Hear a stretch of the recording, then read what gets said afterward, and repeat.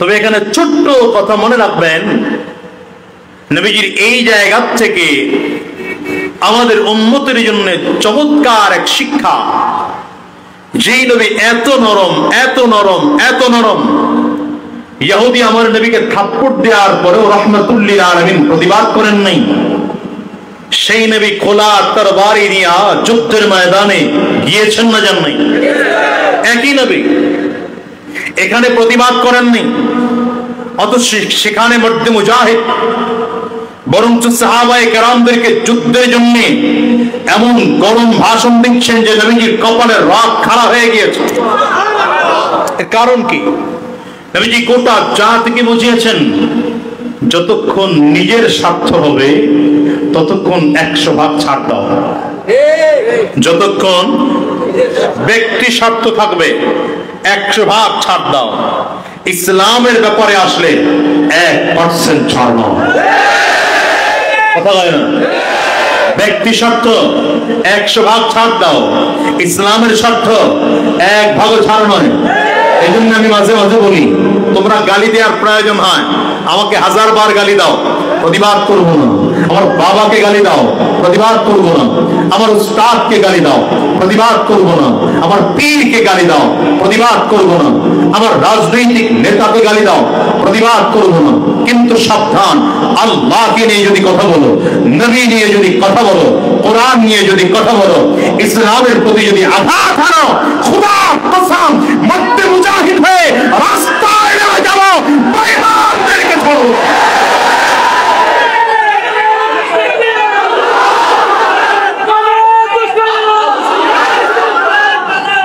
আমরা মুসলিম জাতি বড় নরম জাতি, কারোর সাথে মারামারি নেই, কাটাকাটি নেই, দ্বন্দ্ব নেই, হাসাদ নেই, ফাসাদ নেই। বরঞ্চ আমরা অমুসলিমদেরকে মুহাব্বত করতে প্রস্তুত। কিন্তু ইসলামের বিরুদ্ধে কোন চক্রান্ত আর ষড়যন্ত্র আমরা মানতে পারি না, কোনদিন মানি নাই, মানছি না, ভবিষ্যতে মানবো না ইনশাআল্লাহ। ঠিক আছে তো ইনশাআল্লাহ? এখন তো ইনশাআল্লাহ তৈয়ার করা তারা একটু দেখে হাত তুলে ধরেন। আল্লাহ কবুল করুন, আমিন বলুন। হ্যাঁ, থিওরি এটা নিয়ে নেন জীবনের জন্য। এই থিওরিটা বুঝছেন তো? ব্যক্তি স্বার্থ 100% ছাড় দেব, ব্যক্তি স্বার্থ 100% ছাড় দেব, ইসলামের স্বার্থ 1% ছাড় হবে। মুসলমান রাসূল আরবি সাল্লাল্লাহু আলাইহি ওয়াসাল্লাম এই ইহুদি তো তাকায়া নবীজির টাটকা মুজিজা দেখতেছে, দ্বিতীয় খুলুকে আযীমের নমুনা দেখতেছে। ইহুদি আমার নবীর দিকে তাকায় আছে, এই মুহাম্মদ, এতদিনই মুহাম্মদকে পাগল বলেছে মক্কার মানুষ, এতদিনই মুহাম্মদকে জাদুঘর বলেছে, এই মুহাম্মদকে গণক বলেছে, এই মুহাম্মদকে কবি বলেছে। চিন্তা করে করে ইহুদির চোখ দিয়ে পানি অজান্তেই পড়তে আরম্ভ করেছে। ইহুদি আমার নবীর পায়ের কাছে বসে পড়েছে, আল্লাহু আকবার চিল্লায়। ইহুদি আমার নবীর দিকে হাত বাড়িয়ে দিয়েছে, মুহাম্মদ, এতদিন তোমাকে আমি পাগল মনে করতাম, এতদিন তোমাকে জাদুকর মনে করতাম, কিন্তু আজকে তোমার মুজিজা আর খুলুকে আযীমের নমুনা দেখে সিদ্ধান্ত নিলাম তুমি কোন সাধারণ মানুষ নও, তুমি আল্লাহর প্রেরিত পয়গম্বর। আর দেরি করা যাবে না, হাত বাড়িয়ে দিলাম, কালিমা পড়িয়ে দাও, মুসলমান হয়ে যাও। वो मेरा नबी मेरा नबी मेरा नबी है, वो मेरा नबी मेरा नबी मेरा नबी है। बोलें, वो मेरा नबी मेरा नबी मेरा नबी है, वो मेरा नबी मेरा नबी मेरा नबी है। वो जिसके लिए महफिल कौनैन सजी है, फिर तुमसे बड़ी जिसके वसीले से बनी है। कष्ट है, असुविधा है। वो हाशिमी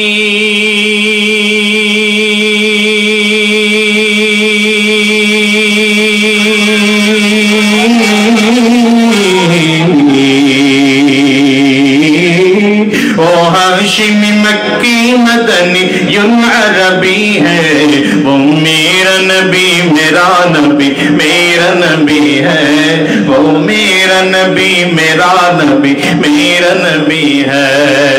अल्लाह का फरमान अलम नशरह लक सदरक मनसूब है जी से वरफअना लक जिक्रक। আরে কুরআনুল কারীমে আমার আল্লাহ তাআলা 25 জন নবীর নাম নিয়েছেন। সকল নবীকে আল্লাহ তাআলা নাম ধরে রেখেছেন।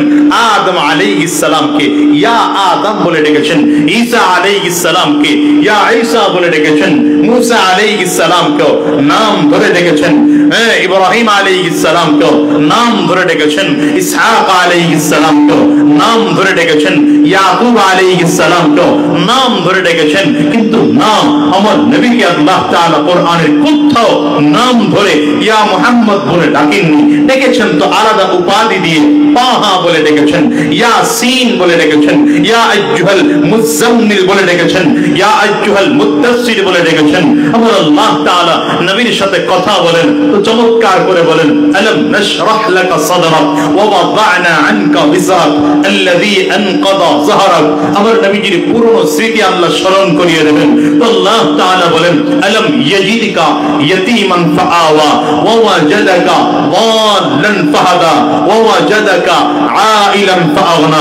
নবীজিকে আল্লাহ তাআলা সান্ত্বনা দেবেন। তো আল্লাহ তাআলা বলেন, ওয়া রাফা'না লাকা যিকরাক।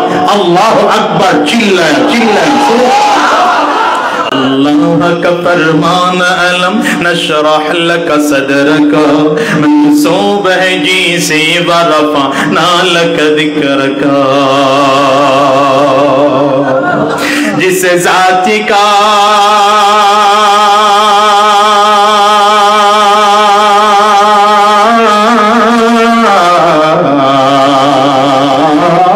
जिस जाति का कुरान में भी जिक्र जली है, वो मेरा नबी मेरा नबी मेरा नबी है। बोले, वो मेरा नबी मेरा नबी मेरा नबी है, वो मेरा नबी मेरा नबी मेरा नबी है। যুবক, আমার দেশের যুবকরা নবী চিনে নাই, নবীর আদর্শ বুঝে নাই। আরে এই জন্য তো আমার নবীকে আইকন মানতে রাজি না, আইডল মানতে রাজি না। আরে তুমি তো এমন নেতা মানতে শুরু করেছো, জি নেতাও নামাজ পড়ে না, তুমিও নামাজ পড়ো না। নেতাও সুদ খায়, তুমিও সুদ খাও। নেতা ঘুষ খায়, তুমিও ঘুষ খাও। নেতা বাবা মায়ের অবাধ্য সন্তান, তুমিও বাবা মায়ের অবাধ্য সন্তান। নেতা দেশের বিরুদ্ধে চক্রান্ত ষড়যন্ত্র করে, তুমিও দেশের বিরুদ্ধে চক্রান্ত ষড়যন্ত্র করো। নেতাও জাহান্নামী, তুমিও জাহান্নামী হতে শুরু করো।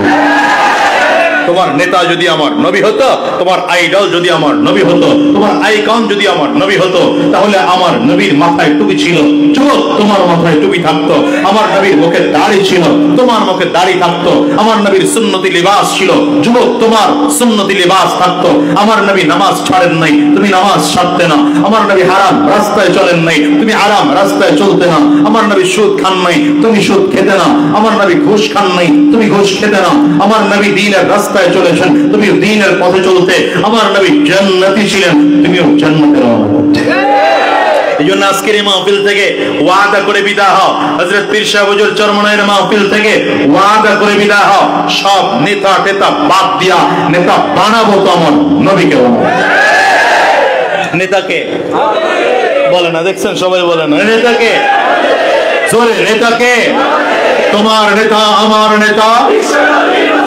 হ্যাঁ, স্লোগান জানে না এদেশের মুসলমান, স্লোগান শিখছে, রক্ত লাগলে আরো দেবো। অমুক ভাইয়ের আদর্শ বাস্তবায়ন, কার রক্ত কারে দাও? এই রক্ত দিয়েছেন কে তোমাকে? তো তোমার নেতা হলে আমার নবী হবে। কথা বলেন না কেন? দুনিয়ার কোন চোর আর বাটপার হতে পারে না, ঠিক না? বলেন বলেন, তোমার নেতা আমার নেতা, আমরা সবাই রাসূল সেনা। এটা কোন দলীয় স্লোগান?